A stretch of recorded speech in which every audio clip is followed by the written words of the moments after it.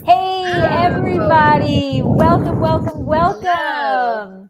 So we are back to Winephabet Street. We are up to the letter L, and we are talking Lagrein. And I am stoked because we are talking Lagrein from Italy. Well, actually, I'd be happier if I was in Italy while we were Me too. talking about this. But we have a special guest, Carolina Volk from Elena Volk Winery.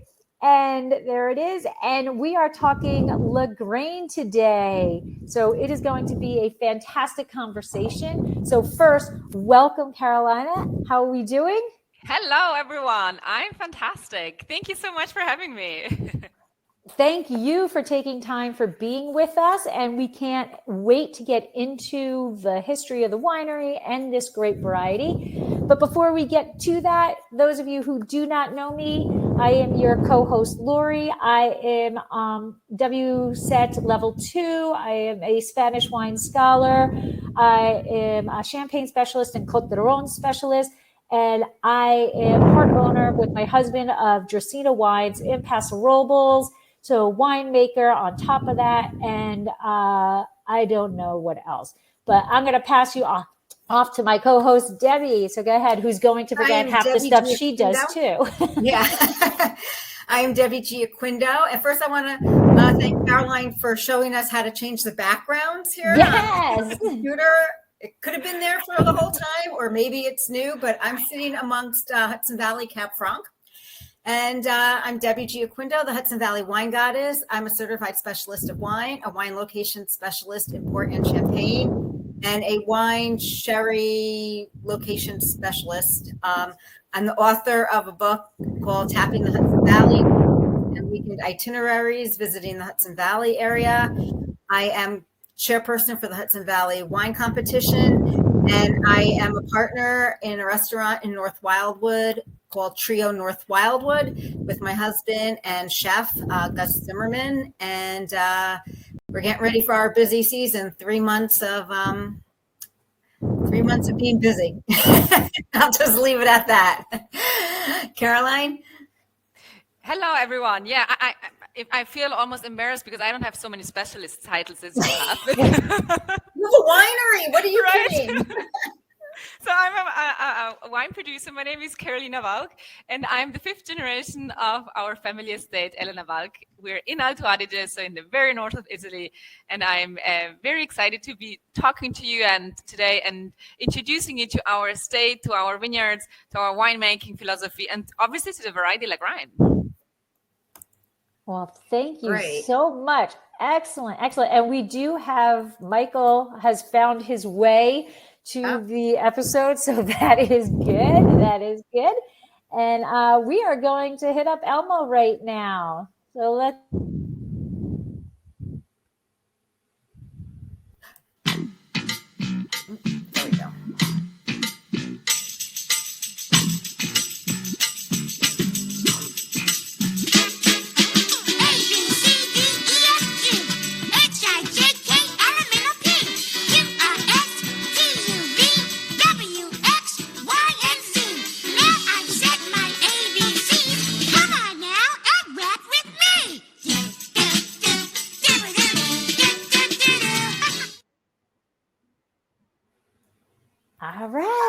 All right.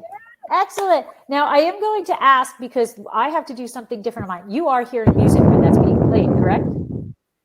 I did hear music. All right. Perfect. All right. I have to We never know with that. Yeah. It's always different. I always have to mute. Perfect. I always have to mute everything so I don't hear anything. Oh no. Okay. No, that was beautiful. It was beautiful. It was great. Little song is there. For sure. All right. Perfect. So we'll just dive right in here. So Caroline, tell us a little bit about the whole history of Elena Volk Winery. Yeah, before it's 5th generation. Yeah, tell us all about it. Yeah, we've been making wine for a long time, and you can see it in my background. This is one of our major vineyards, the Vigna Castellaz, a very unique vineyard, and maybe I'll be talking about it later. But you'll see this old church also in the background. So it's a medieval town. We're in Tramin, which is actually also the birthplace of another great variety, Gewürztraminer. And so the region is really known for winemaking. So we have been making wine since the Roman times and even earlier, probably. And do you all know where Alto Adige is? Probably I should first start. Right? Shall I mean, Yep. Alto Adige, for those who don't know, it's in the very, very north of Italy, right? So we're bordering to Austria and Switzerland, right at the foothills of the Dolomites. And some of you might know the Dolomites, which are these huge mountains. You can see them actually in my background here. These snow-capped mountains, kind of the Dolomites, really world famous for skiing, for hiking, for big tourist destinations, for sure. Whoever loves nature, that's definitely a place to go. And so we are right there. We're in the middle of the Alps, but Alto Adige is very unique as we're surrounded by the Alps, but at the same time, we're open to the south for the Mediterranean climate to come in. Hence, it's warm during the day, because during the day it heats up like in a basin, again, because we're surrounded by the Dolomites. But at night, we have those cold diurnal shifts, so the cold winds that come down from the mountains, and hence we have huge temperature fluctuations between day and night, which is a great place, hence, for growing vines. And history-wise, and I'm not going to give you a whole history lesson here, but something that you definitely should know about Alto Adige is that, I mean, it's a small region, right? We're contributing less to 1% to the total Italian wine production, so tiny region. And the region, just by looking at the church, probably you don't think you're in Italy, right? Architecture-wise, it looks very Austrian. And the reason is that Alto Adige used to be part of Austria up until World War I, and then the borders changed. Right. So history-wise, it's very unique, and that's why probably when looking at me, I don't look very Italian, probably, and I don't have an Italian accent, maybe. And the reason is that because of that, my first language is actually German and not Italian, right? So I always keep saying, we wear different hats at different occasions. So sometimes we kind of play the German card, and sometimes more the Italian card, right? So the region used to be part of Austria up until World War I. Then the borders changed, and obviously since then we have been part of Italy, and it's a beautiful part of Italy, but it is quite unique and distinct to the other regions that you'll find in Italy. And hence, history-wise, we have a very rich history, and culture-wise, it's very interesting because you have those. It's really like a melting pot between these Austrian and the Italian cultures. And I always say I feel like we've picked the best things from both cultures. Sometimes we're a little bit more Italian when it comes to pleasure and lifestyle and the way we enjoy life and eat and drink, but then we're very Germanic when it comes to working and being on time. And so it's this neat and small little pocket in Italy that not all of you probably have heard of. Exactly. That's a good trivia question, because I never knew that. Yeah. I mean, today we talk Lagrein, and Lagrein is a German name, right? It's a German name. It's not the way it's spelled. So that's quite unique. That's something you should definitely know when you talk about Alto Adige and when you talk about Alto Adige wine. But so it's a very historic winemaking region, and because of our unique climate, we really can produce fantastic wines, both red and whites. Back in the days, it was mainly red wines. Nowadays, it has shifted. So there are about almost 40% red wines, but the majority nowadays is whites, actually. Oh, wow. And it's cool. And how about the majority of what you produce? Do you produce? For us, it's half, pretty much. Half red and half white. Yes. Okay. And yes, that's a little bit about the region. And then our estate is also one of the most historic estates in the region. The winery was actually founded in 1869, so 5 generations ago, right in this town of Tramin, where the picture that you can see in my background. And the winery has been there ever since, and has been in the Valk family, so in my family ever since. But then it all changed with my mother, Elena, who married into this family. Now, she was actually an architect, and she was born and raised in the big city of Milan, about 3 hours south of where we are. And marriage then took her to this small little village of Tramin. And I mean, she soon realized that there was nothing else but vineyards surrounding her. And she has always had this love and passion for wine. And I mean, we're talking about the 80s, when not only Alto Adige, but really all of Italy and probably most of the regions in the world were mainly focusing on quantity rather than on quality, right? So she never really understood why the family already at the time, we're owning some of the most unique vineyards, like the Vigna Castellaz that you see in my background, a very steep, difficult vineyard to work. and would make one variety. They would just be making a varietal Lagrein, a varietal Gewürztraminer, a varietal Pinot Grigio, whatsoever, without naming the vineyard, the site where it's coming from, right? And obviously, the quality you get from vineyards like the one that you see in my picture is so different than from the Valley Floor, for example, right? So she was the one in the early 80s that said, hey, we're such a small region. We need to compete on quality. We're way too small to compete on quantity, right? So she was the one also to my dad telling, hey, we need to change. We need to vinify all these parcels separate. We need to focus on the highest quality possible. So she introduced new techniques in the vineyards and also in the winemaking. And whoever knows my mom knows that she has a very strong head. And at some point, she told my dad, hey, if I have all these ideas, I want my name on the bottle. So 1988 it was that she had her first wine labeled as Elena Valk. And and then even though in the beginning, she always thought this would remain a small side project to the actual winery of my dad.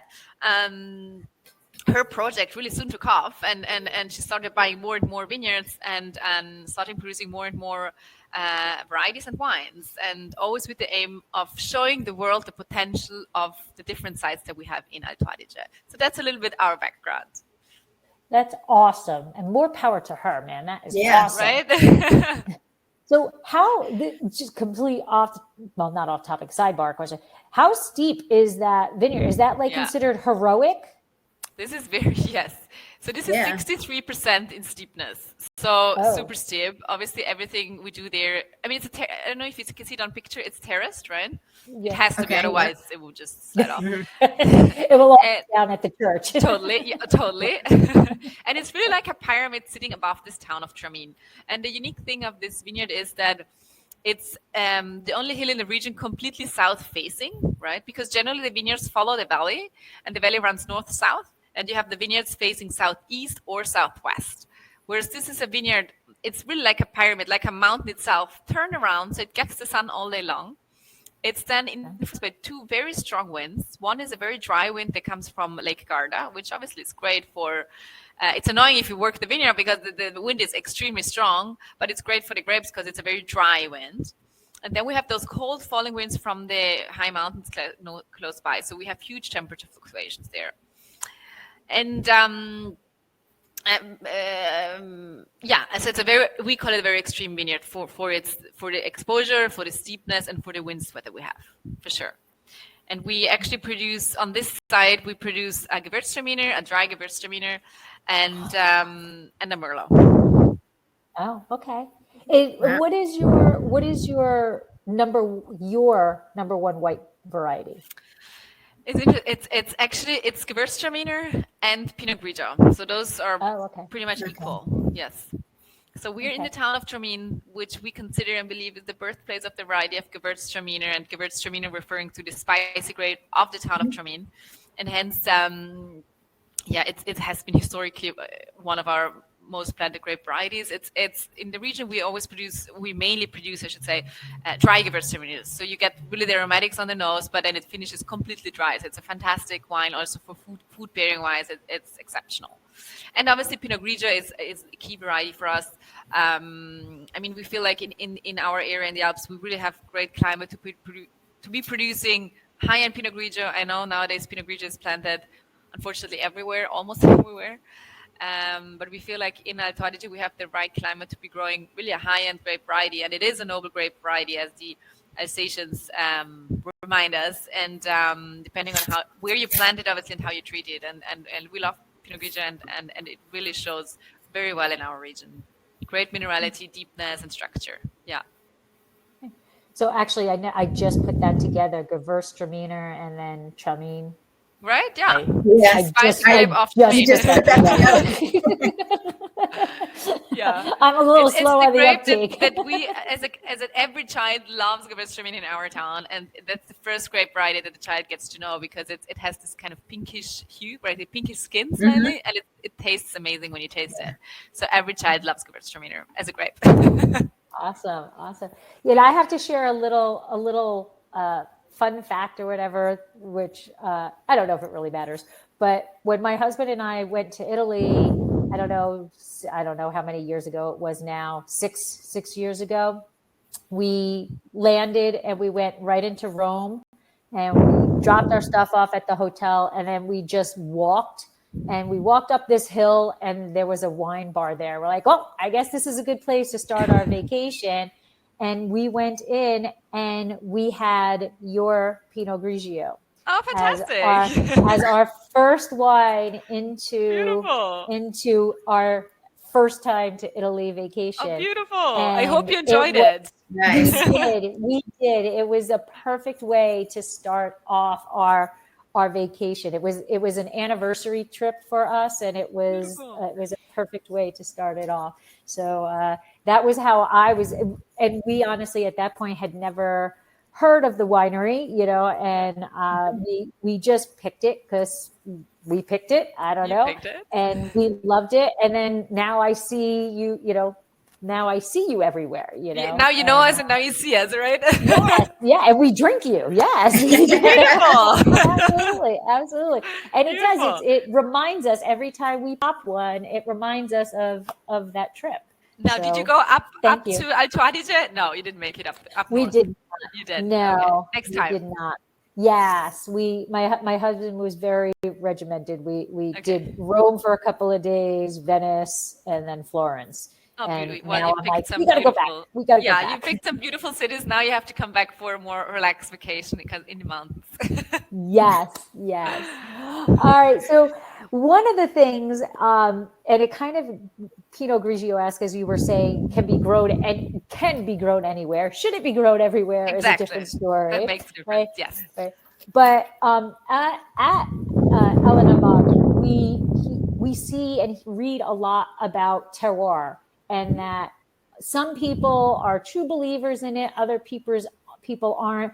But you guys are very much believers in it. So tell us what that term means to you and why. Yeah, my mom really started that in the early 80s, right? When she said, hey, we have this, for example, Vigna Castellat, this unique side.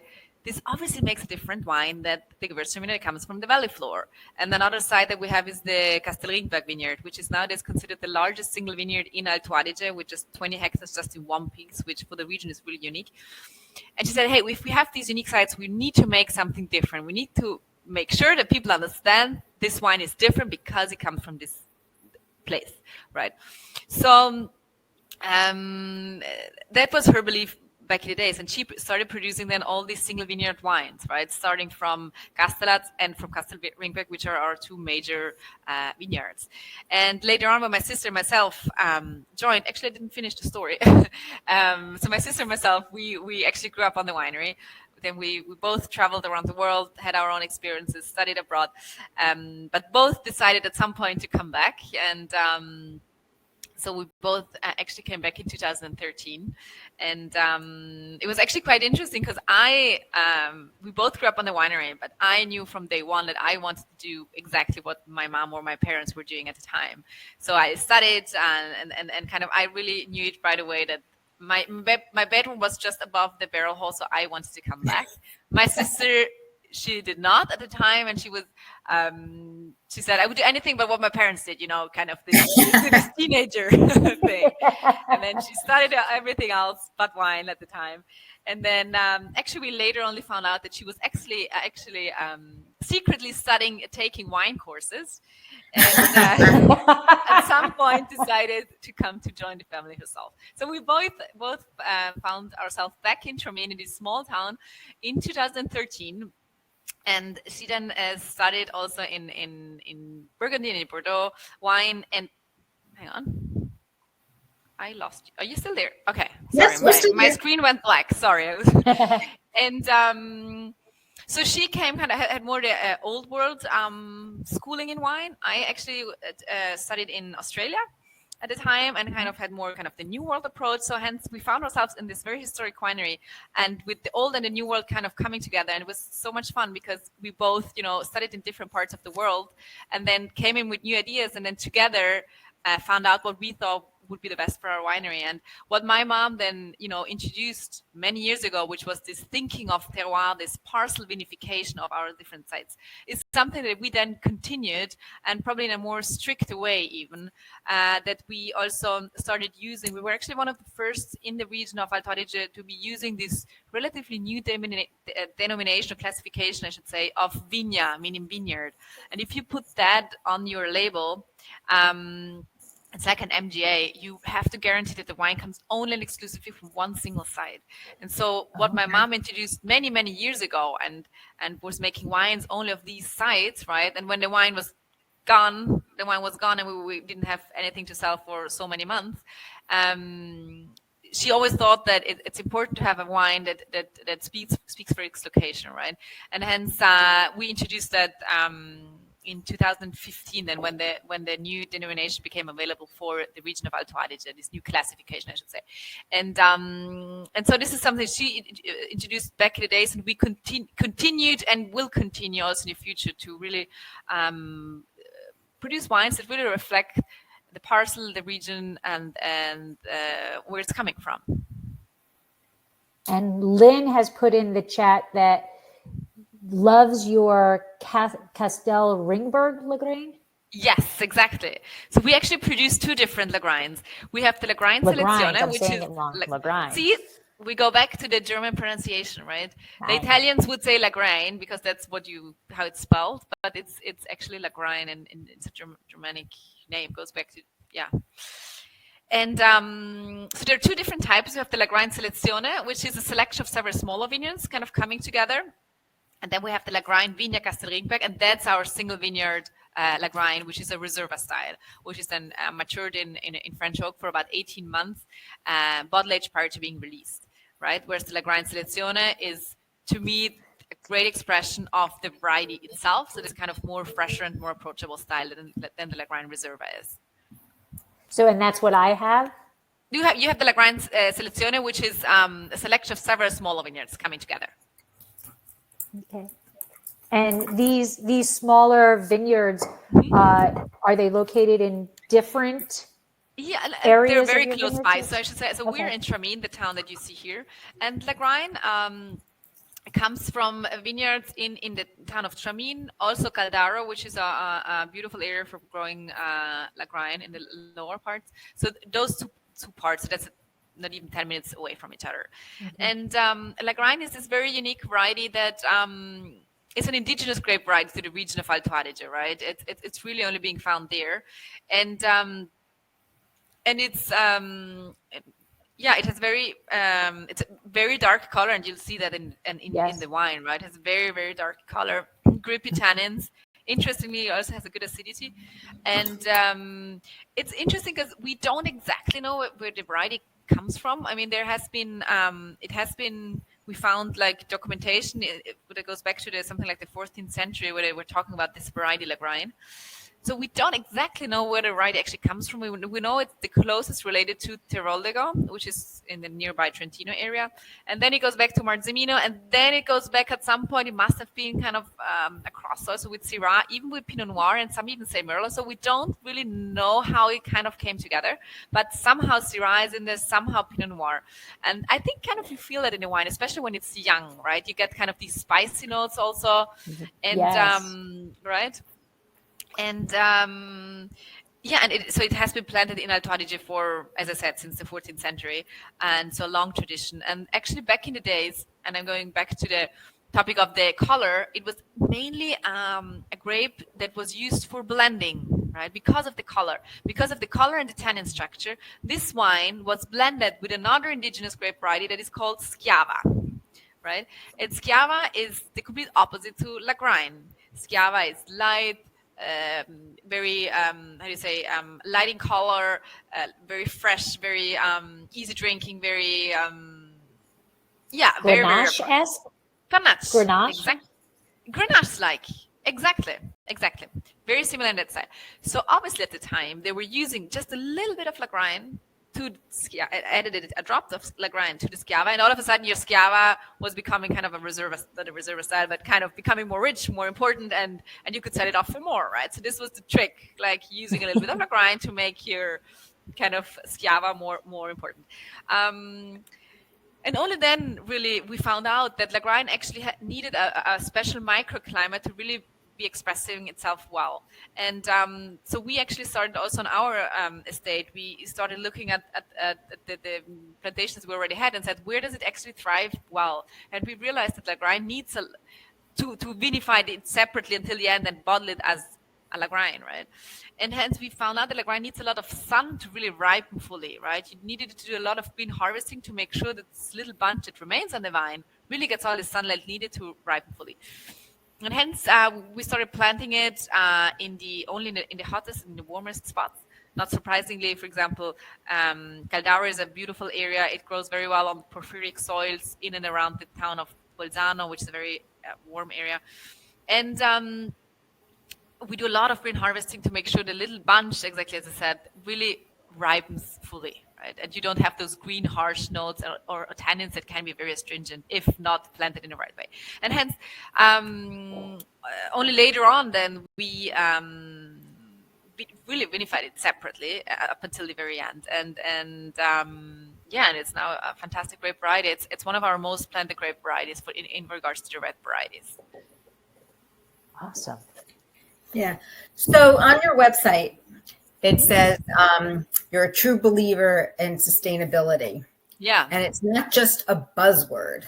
No. And I know that's very important to you. Can you elaborate more on that? Yeah. I mean, I always say, it's a family winery. We have been here for 5 generations. And obviously for me, if I'm lucky today to be owning these vineyards that are, that have a value that is probably not. And it's obviously that whatever I do today in my vineyards is really for the next generation. I want to keep everything alive as much as possible. And hence, working sustainably for us is the basic of what we do. And we feel like sustainability is not something that you can ever achieve and say, okay, I'm sustainable now, tick it off and next page. But it's a constant evolution and process. And hence, we've applied already many things and will add new projects really every year. Actually, just today, looking out of my window, we're just finishing our second, I should say, solar panels roof. So nowadays we can actually cover 60% of the of our electricity is all done with solar panels, right? So photovoltaic, yes. And obviously sustainability is something we apply in the vineyards, in the production, and also in the sales side to it, right? In the vineyards, obviously, it's there's so many things that we can and we do already. For example, planting all these sorts of cereals, right, to increase mineralization, for nitrogen levels. What we want is really create a biodiversity in both flora and fauna, and hence with this all leguminous. How do you say leguminosis? Cereals, kind of legumes. Sorry, right? Legumes. Legumes. These then are not being cut off at the end of the vintage, but kind of rolled down so that we keep the soil moisture and have a natural habitat, right? We, for example, have weather monitoring systems in all of our vineyards to make sure that really we only intervene when it's really necessary, because these weather monitoring systems tell us in every single moment, not only the humidity or the temperature or the winds, but also the humidity underground, the 2 levels, also how wet your leaf is, because obviously if you go in and do any treatments and your leaf is completely wet, it doesn't really help much. And hence, with the aim always to intervene as little as possible. And this is really also the belief that we then have that we continue and follow also in the cellar, that if you have very healthy grapes, then you don't have to do much else in the cellar, right? And for example, we've introduced a new fermentation cellar in 2015 only that is completely gravity fed, and hence awesome. Yeah. So and what we've realized is actually by using this very old method, basically. I mean, it looks super technological and new, this new fermentation cellar, but in the end, we really go back to old and normal principles, right? Gravity fed winery. That the wine is so much cleaner. Like we don't have to do any pump overs. I mean, after fermentation, the wines go in barrique and they stay there we don't touch them for almost 18 months, right? Whereas prior to that, you had to work the barrels much more often, right? And hence, it's kind of these little things that we do to and we know that if it all obviously starts in the vineyards and the quality you make there, but then you continue also in the cellar to intervene as little as possible with those little things that help, right? And we do our own compost for the vineyards, for example, right? So we know exactly, I mean, after composting needs also a lot of space, as you know, right? So you need a lot of space to be able to make your own compost, and that takes about a year, and only then you kind of bring it out in the vineyards, right? So it's all these little steps that we though think in the end make a difference in what you have in your glass, because we know exactly what goes in there, right? So by making it ourselves, the compost. And we cut, for example, with the Simonid and Serge, how do you say if you cut your grapes, Harvest? yeah, Pruning? no, the pruning, drop? sorry, yes, pruning, okay. right? According to Simonid and Serge, who also says again, don't cut your old wood, and again, work as gently as possible to keep your whole trunk basically alive, right? And so a lot of things that we do, it starts in the vineyards, continues in the cellar, where we have, for example, a water management system that water is being reused for cleaning. And also, as I just said, 60% now is done with solar panels. We use actually lighter glass. We use now 10% lighter glass for all of our, for example, Selezione wines, which are wines that travel around the world. And obviously, the lighter you can produce, the better it is. And that makes a huge difference. I mean, they say something like 70% of the CO2 footprint is really in winemaking goes back to packaging, right? So if you can reduce your bottle weight by 10%, I mean, that does make a difference. So it's all these little things that we believe make a difference then in the final wine that you get. So for us, sustainability is really a core identity and is really at our hearts. And as I said, if I'm lucky today to be owning these unique vineyards, it's I have to, and I have to work it sustainably too, you know, to be giving it to the next generation, and also considering how expensive land is. I mean, there's almost no vineyard available for sale or for expansion. Hence, the vineyard prices are extremely high. Wow. So it's like €1 million for 1 hectare, which is prices like in Champagne, right? But we don't produce Champagne. We don't get those prices like in Champagne, right? So obviously, it's only the second and the third generation that, in the end, finally make a profit out of this super expensive vineyard. But then we still buy if we can, because it's something that our duty for the next generation, right? So if my ancestors have done it, I kind of that's my part for the future generations to come. And hence, obviously, I mean, it's kind of the circle that I treat my vineyards well, because it's really only the next who really benefit from it. Perfect. Right, they're like your kids. You got to nurture them. It is. They've got to grow, exactly, so that you can hand them off to your kids. Right. Exactly. And as a vintner, as a producer, it takes time. You have to be very patient, right? Yes. Because you buy a new vineyard today, you start planting it, and by the time it really delivers to the grapes that, you know, of a certain quality, you have to wait 10, 15, or even longer, right? Years. Right. And also getting to know that particular site and exactly the pros and what it needs. Exactly. To understand what style can I actually make, right? You probably have in mind a certain wine, but can those grapes get there? I mean, is it really what I picture it, right? And if not, what's plan B? What can I do with them? Exactly. Right. Exactly. Yeah. So you're located in... I'm sorry. We just have 2 questions that have been there for a while. So the first one is from Todd, and he would like to know, how would someone from the U.S. travel to Tramin? Do you go through Venice, Verona, Austria? What's the best closest way? So the closest international airports would be Milan to the south, Milan, Venice, both to the southeast and southwest, or Munich, right? And then it's always Munich in Germany. So it's always about either 3 hours, you travel 3 hours south if you land in Munich, or you go 3 hours north when you go from either Venice or Milan. And then you definitely don't need a car. So I suggest, fly into one of these major hubs and then they'll take a car, because our capital city in Alto Adige is called Bolzano, and it's a gorgeous, beautiful city to visit. But once you've visited the city, and it's a small city, you only need a few hours there. You need your car to really travel around, to see the vineyards, to see wineries. But then also, if you definitely should go up in the mountains, because they're beautiful. And so you need a car there and to travel around and visit all the different small towns that we have here, because there are very, very, very many small towns. Okay. And then the other question is from JVB. Hey, haven't seen you in a while. Sorry. Actually, he was answering. He was talking about. He was saying that he flew into Milan and then took the train to Bolzano. Yes, and then Murano train. Yes, Murano. that works if you stay. And then he based his trip in Alto Adige, at Innsbruck, Austria, and Marco Polo Airport. Ah, yeah. Yeah, true. So that's also.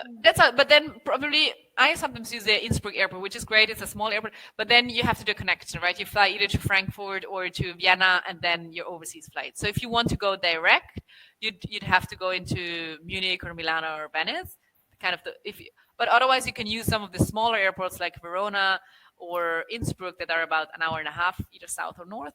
But then you have to do change flights. And Jim says it is definitely worth the trip to go. Oh, beautiful. I love hearing that. Thank you.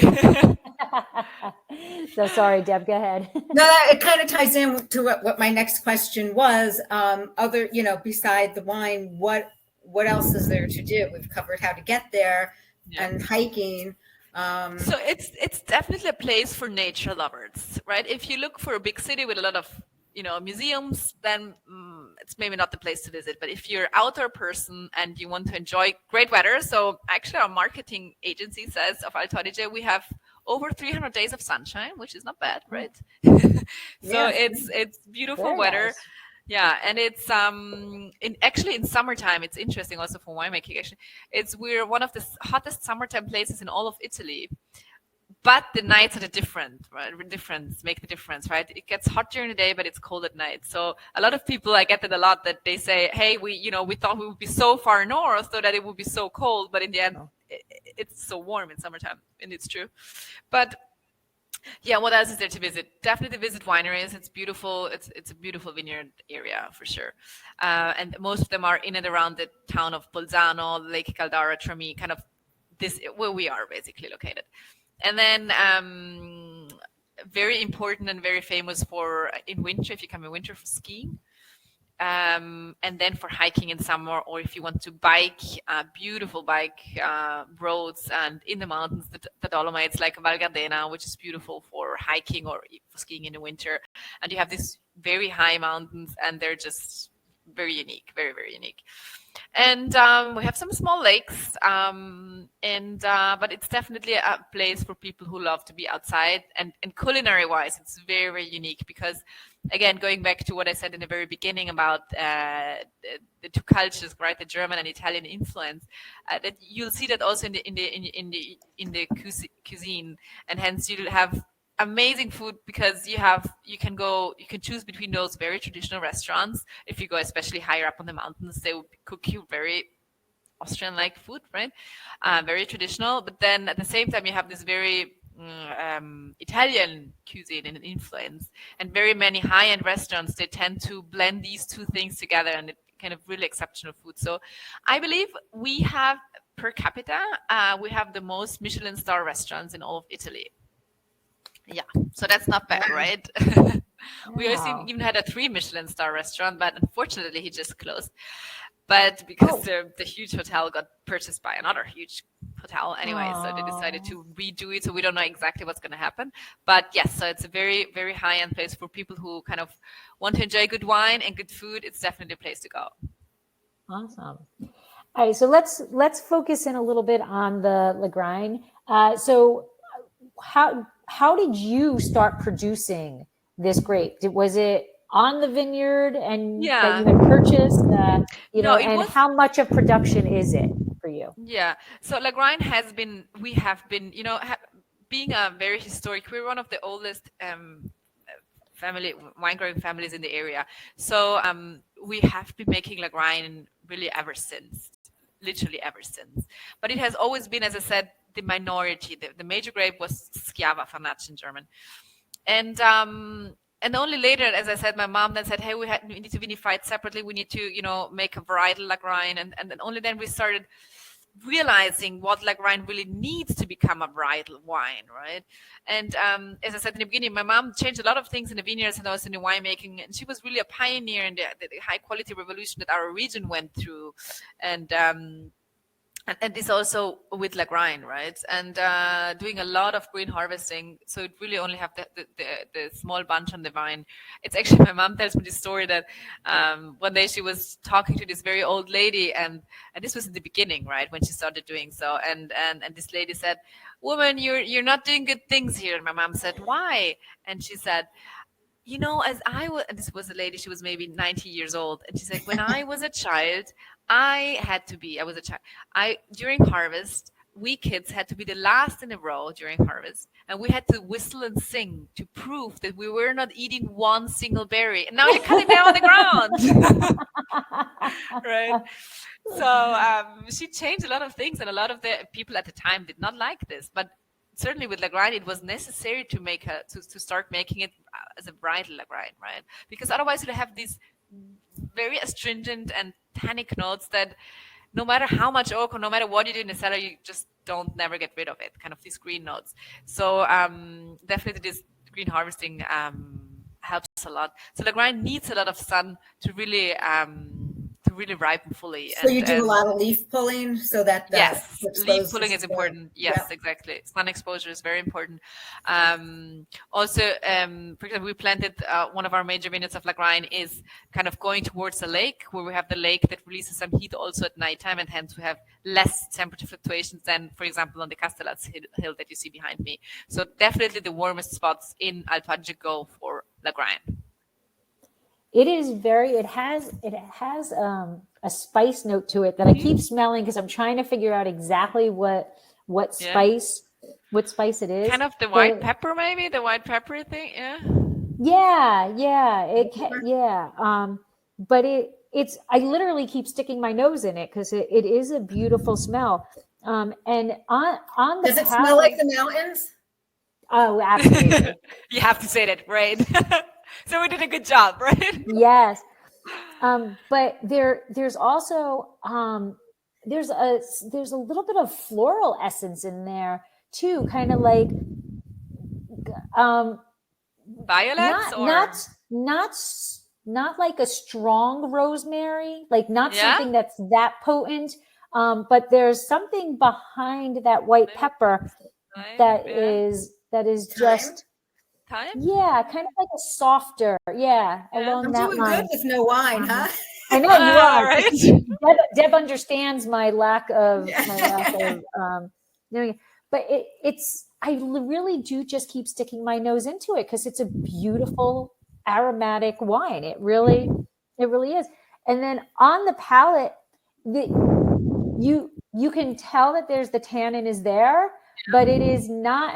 It's not. It has a good acidity, right? Yeah. Right. Yes, absolutely. The acidity is there, and it plays well with the tannin, and the oak regimen that I guess you're using kind of softens that and lightens that body just the right amount so that it's so enjoyable. Thank you. It actually, I have to say, this wine matures in regards to the oak treatment that you just mentioned, it matures in those large wooden oak vats, and whoever comes and visits the winery, it's beautiful to see because we have an amazing historic cellar with old casks that date back to 1873, the oldest, and these barrels are still being used, and they're all hand carved, so they're huge, right? They're massive, and they really tell the story of my family, of my ancestors, of the region, of the importance of winemaking in Alto Adige historically, and obviously those are great also for microoxygenation happening, right? And for the maturation of the wine for sure. Yeah, so, I'm sorry, and then there's red fruit. That's kind of dark red fruit, right?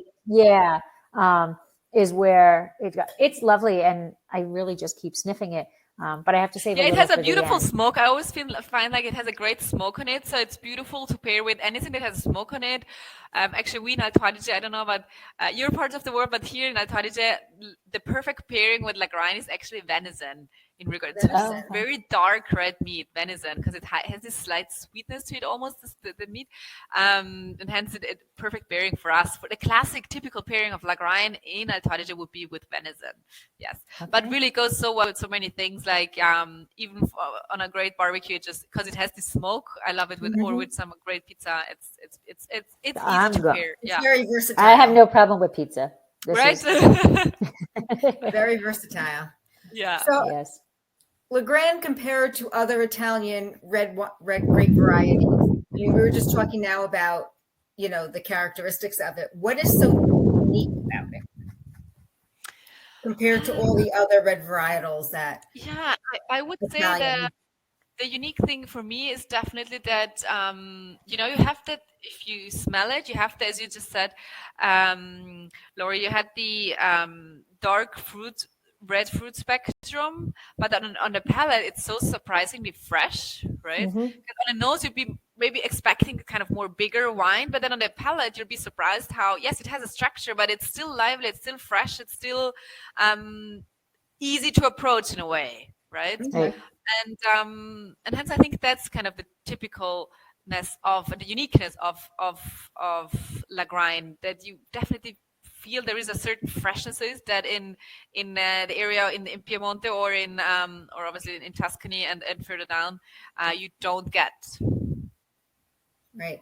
And Jim has said that Lagrein, how do you, what's the correct?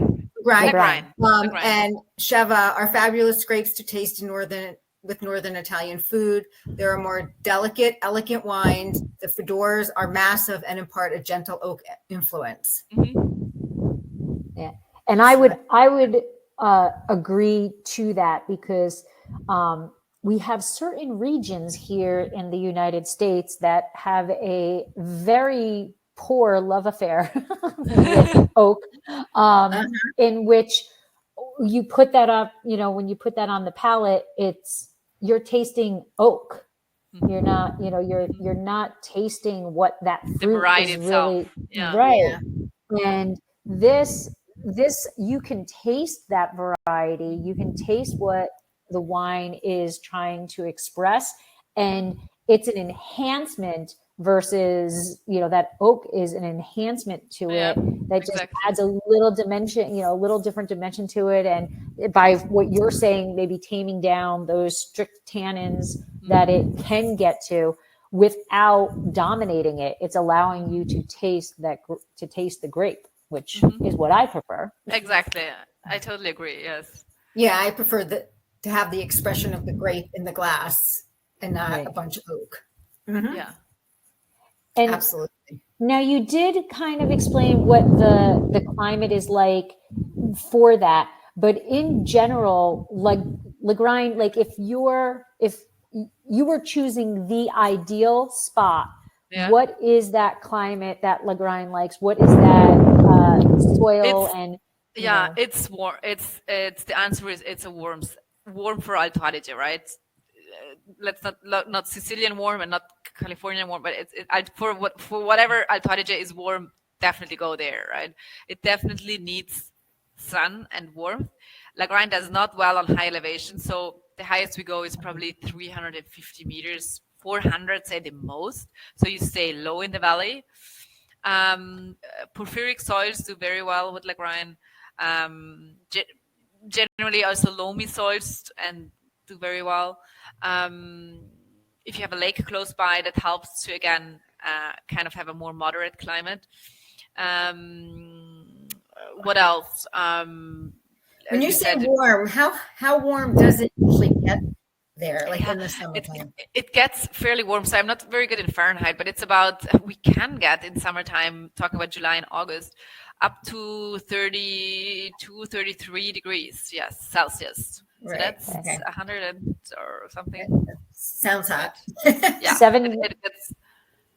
32. I'm terrible in that. 90. 90. Okay. Yeah. But do you get any humidity? No, exactly. That's you don't get much disease pressure. See, I never talk about humidity because it's not a big, we're very lucky that it's fairly dry, also because of the winds that we have, right? So it's a fairly windy place. So no, disease pressure is, I mean, obviously sometimes it's there if it rains, like 2014 has been a difficult vintage for everyone, but generally it's a dry vintage. And that actually brings me to another topic, that there's so much talk about, vintage variation. In Alto Adige, really, to be honest, even if, like, whenever I have to do some vertical tastings of whatever wines, talking about the vintage for us is so hard because we don't have these huge variations between one vintage and the other. So we're, generally speaking, fairly lucky to have a very constant and good weather. Then obviously, like 2014, it has been a kind of a more difficult, more rainy vintage.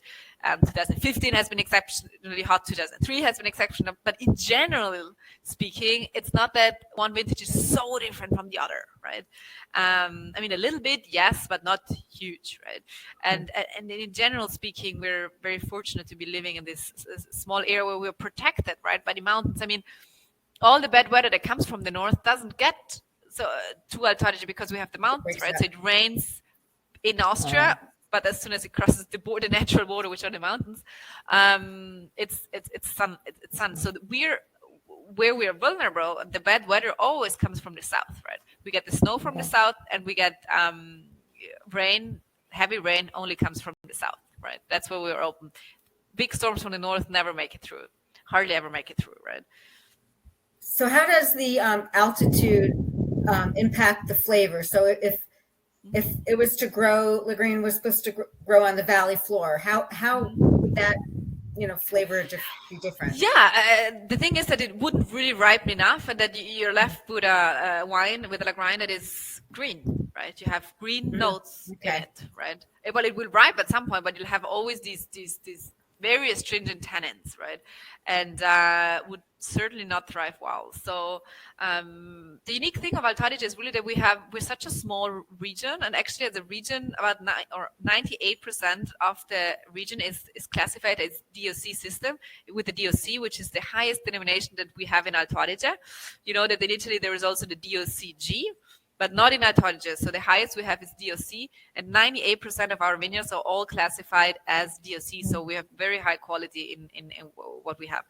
And land is very scarce but very versatile. So we have a lot of different microclimates that we find, and hence we plant a lot of different varieties. Like as a region, we're up to almost, I think, 30 varieties that are being grown in the region. And why? I mean, these are all parcels. Within an hour from where we are, we see so many different microclimates. And the unique thing is also that we can go in altitude, right? And vineyards are being planted in Alto Adige from, say, 250 meters up to almost 1,000 meters. So that's like 3,000 feet, right? The highest we have. And so very versatile microclimates that you find. And hence we can plant many, many different varieties. But Lagrein, you would choose a lower elevation vineyard for sure. You go high up with Pinot Bianco, for example. Pinot Grigio is another variety that wants more kind of the lower elevation, but Pinot Bianco, Pinot Noir do very well on high elevation vineyards. And how do you see climate change affecting you? Yeah. And specifically the impact that it may have on Lagrein? Obviously, I mean, the climate has been changing, and we see that. And if you talk to my generation, ask in general, when does vintage start? I would say very late of August. Ask my parents, and they would answer middle of September, right? So we're talking about 2 weeks of difference, right? So definitely we see that. But then there are always exceptions, right? We have colder vintages and vintages being shifted further down. But in general speaking, yes, we do see that it gets warmer. And yes, we do see that wines tend to have a little bit more alcohol. But we're still lucky enough to be so far north that, yes, it gets warmer. We have a little bit more alcohol, but it's not threatening like in other parts of the world where it is already so warm that half a degree more or less does make a difference, right? I think we're not at this point, it's not as drastic. And we can go on high elevation. So as I said, our highest vineyard that we have is on 3,000 feet. So that is very high. It's a great vineyard. Is it the perfect vineyard for now? probably not, because it's too high, I would say, right? So it's something that we do for the future. Yeah, so definitely as a vintner, you obviously, you see all these things, and you have a lot of projects to kind of understand which direction is it going, right? And that's also the beautiful part of I guess of being a wine producer, the vintner.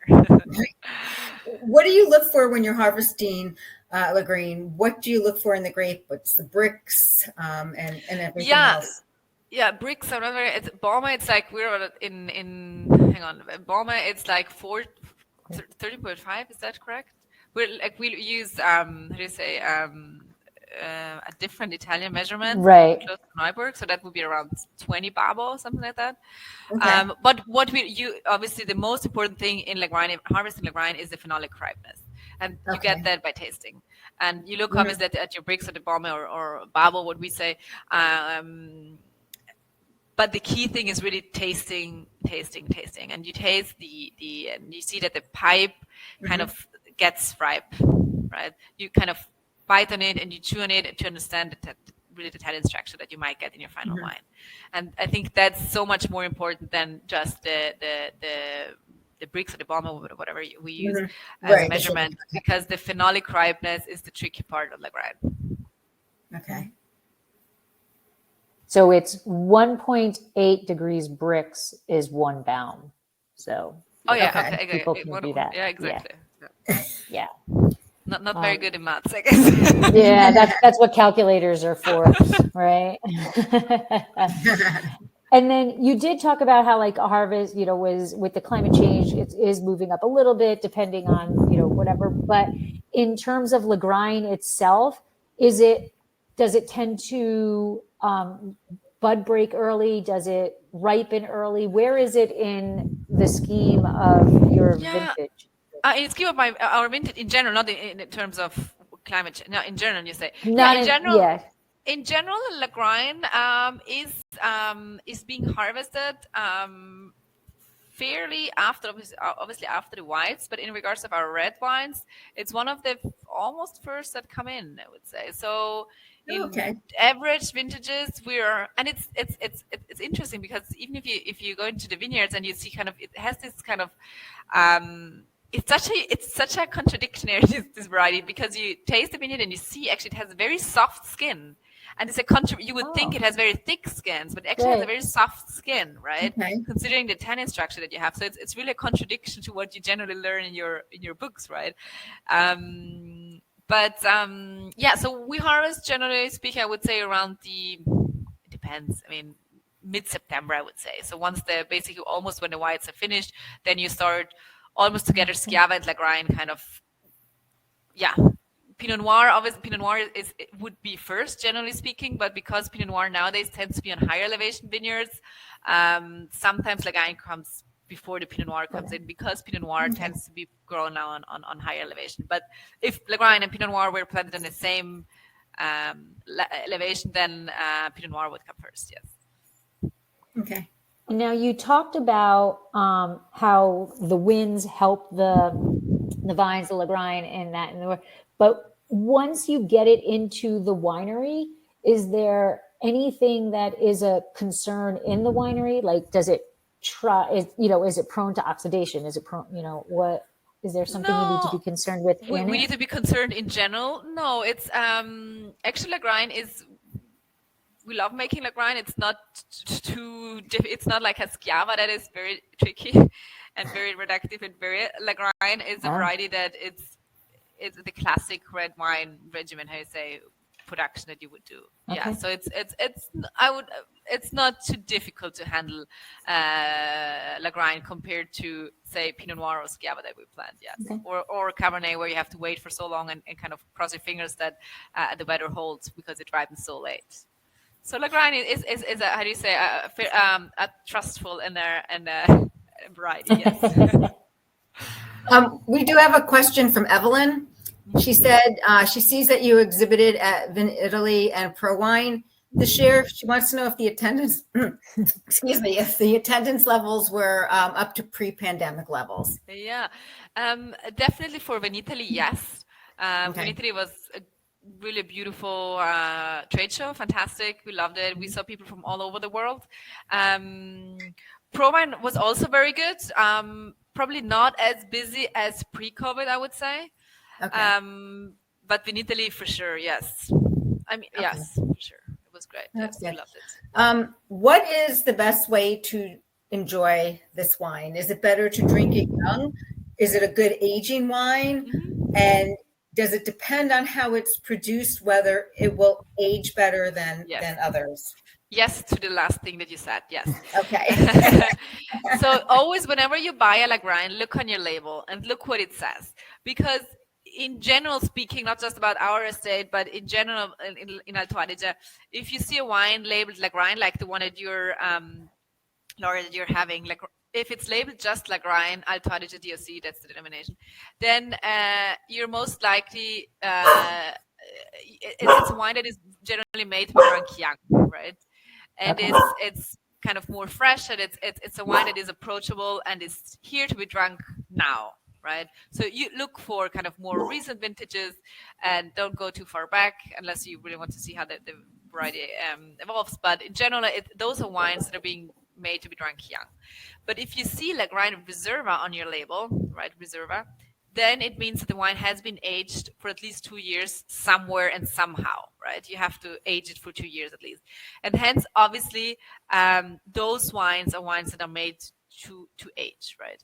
And so these wines, yes, look for back vintages because Lagrein has the tannin structure and has the acidity. So it's definitely a wine that holds well and does age very well. Yeah.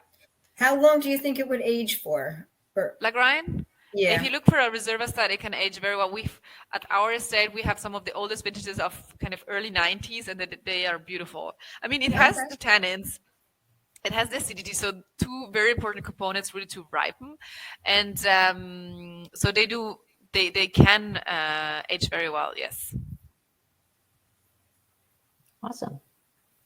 Great. Good to know. Yeah. And we've already covered climate and soil. So Deb? So what's the future of Elena Walsh Winery? What's the future?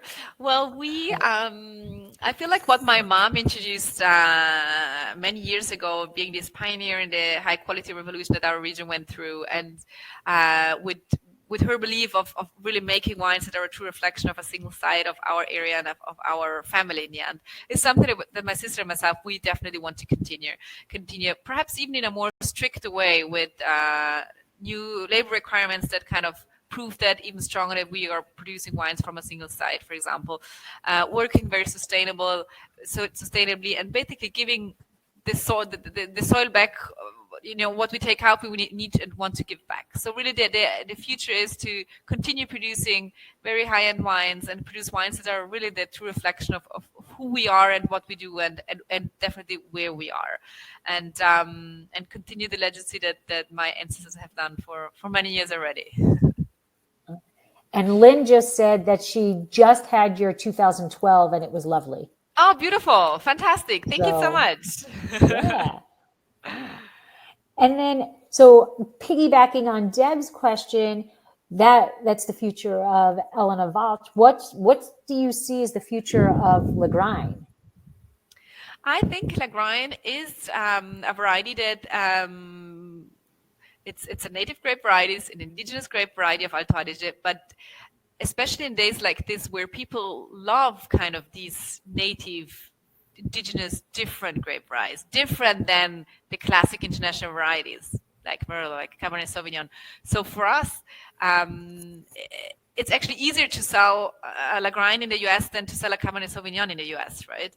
And hence, I think like there is, especially in times like these, there is more and more interest in native grape varieties overall. So I think Alto Adige will continue producing this neat little grape variety that we have, and really show the world this small variety. Obviously, it will remain a niche product, but that's fine because we're such a small region, that we wouldn't have enough anyway. But I think it will have, it will remain a niche variety, but should always hopefully have a place in wine lists around the world. What 3 facts would you like people to remember? Because we're starting to wind down here. We're almost done. What would you like for them to remember about Lagrein? About Lagrein, 3 things. Okay. It's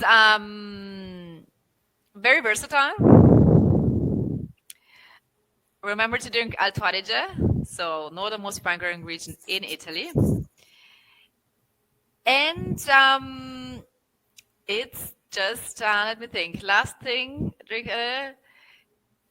and if you drink it, kind of be thinking of this region that is surrounded by the mountains in the middle of the Dolomites. We have very small vineyards available only, and it's warm during the day, it's cold at night, so it's this tension that you hopefully see also in the wine. Wonderful. So, Mike, I'm Googling here because Michael obviously knows more about Paso than I do, which is where I live. But anyway, he was asking a question, which I'm trying to see how they describe it. We do have Lagrein here in Paso. So, Yeah. have you ever visited Paso? I actually have been in the area, and I have tasted actually. Hang on, now you got me. I should have looked it up. I tasted some Lagrein that was planted in California. I once had it in from upstate. Is it upstate New York, from the Channing daughters? Channing daughters. That's Long Island. That's Long Island. They Yeah. planted it. Oh wow. And also So in now that's California, interesting because yeah. that's cold. That's exactly it. So I was, yes, no comment on this. And but then hang on, it is also in California. I should have looked up. There are a couple of producers in California that do it. The ones that do some Italian. I should look it up. So here in Paso, which is the Central Coast, yeah, right smack dab in Central California, there is a winery called Pelletier Winery, and she specializes in Italian grape varieties. And so hers is $75. Now there you go. And the description says the incredibly rich and complex layers of black raspberry, anise, and dark plum on the palate met with silky lingering tannins on the finish. Oh, there you go. Okay, and I know also in Australia there is a little bit planted, like in the Adelaide Hills. I know they do plant some Lagrein. Lynn said Jeff Runquist Wines in Amador County has Jacuzzi. Yeah. And Karen says Jacuzzi in Sonoma bottles and sells it. Oh, too. Jacuzzi is all Italian. Yes, exactly. I think I heard about that one. Yes. Right. And their recommendation for food pairing is grilled pork chops, flank steak, and prosciutto. There we go. Well, they just never had venison. Right. Yes. Yeah. I will let her know. Yeah, right. If you know her, I will let her know that she needs to add venison to her website. But is that something that you eat or not so much? Is it? Well, you know, venison? Where I am, a lot not of people so much, do. Right? Where I am, yeah. A lot of people do eat venison because they physically go out and hunt it. There we go. Yeah. Around Thanksgiving, mid to end November. Mid-November is bow season, and then around our Thanksgiving is gun season for deer. So when people, you know. So kind of, but it's not something a classic dish on the restaurants. Right, it's not something you see on the menu like you see a hamburger, you know. Yeah. Or a steak, and it's usually a fall dish actually as well. Right. Like you'll see it more on the menu. You'll see it more on the menu in the fall. In the fall, yeah. Got it. Yeah. Interesting. There we go. See. Yes. All right, and then so just. Where can people find you? Where can people find, you travel all over the place, because we've actually met once in New York City at the Italian. Yes. Maybe. Years and years. Were you there this year? Yes. Were you there this year? Yeah. I personally wasn't, but we were there. Okay. Yes. Okay. I'll have to look for you next time. You should. Yeah. No, it's a great event. Yeah. One of our and Preet was there. Yes. It was a great show. And where can you find us? Obviously, visit us in Tramin. As I said, it's a beautiful small little village. You're surrounded by the mountains. It's really gorgeous. But if we have a beautiful cellar door, so tasting room, and we have a small sort of restaurant with local produce, only cold cuts, and it's in the middle of the vineyard, so it's gorgeous here if you wanted to visit. We offer also vineyard tours and winery tours, but if that's too far, we do participate at some wine shows around the US, for example, the Gambaro Rosso or the James Suckling events. And then our wines are distributed throughout the states, and so look for us in fine retail or in kind of restaurants. And where can they find you online? Online. Yeah. I think it's wine.com. They should No. Where can they find out about you online? It's Your Elena website, Vach. Instagram, Oh, Facebook. sorry. Yeah. We're elenavalk.com, or we're also on Facebook and obviously also on Instagram with Elena Valk. Good. Awesome. Well, I want to thank you for coming on. Thank you so much. Anything that Debbie or I did not cover about Elena Vach or Lagrein? I think you covered quite a bit. So on top of my head, I can't think of anything. I hope I gave you a nice overview of what we do, of what my family does, and of what the region does. So I hope I was able to give you kind of all these insights. So nothing on my end. It was wonderful. I actually learned so much. It was Thank you so much. Fabulous. Thank it you really so much, was. Debbie. And just so you know, Carolyn, we've had 8 people on from the get-go.